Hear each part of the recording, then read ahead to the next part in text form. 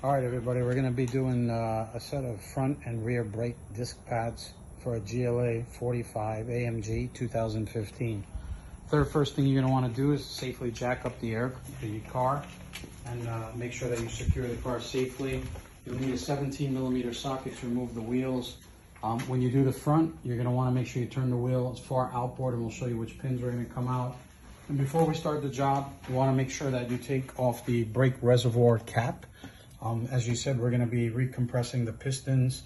We want to make sure any of the excess fluid, in case anybody's serviced it over time, the last thing you want to do is put enough pressure if they've over-serviced it to break the reservoir. So you do want to take the cap off from there. Okay, so we're back here changing the front pads. There's only a brake sensor on the passenger side caliper. There's not one on the driver's side. You'll see right here, to remove it, you'll actually just wiggle it there. You'll pull it out from that side, and you'll actually be able to take the assembly out from there. And we'll pull it out of there in a minute. On this brake particularly, to get the caliper off, there's actually only 2 pins. You'll see this pin right here, right in the front. You're only going to be able to get a pin or a punch. I just want to point the screwdriver. We're not going to use a screwdriver to knock it out, but that's one of the pins you'll knock out. The pin will go this way.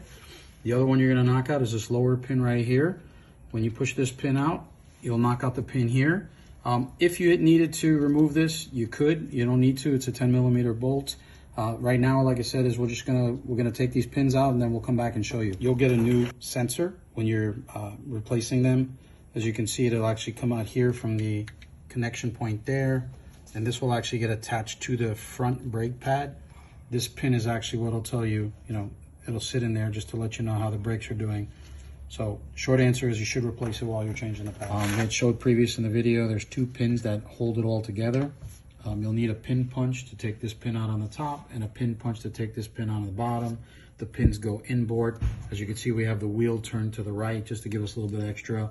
When you pull the pin out, it'll release this clip assembly. We're gonna make sure we save that. They don't give you that or the pin replacements when you're changing them.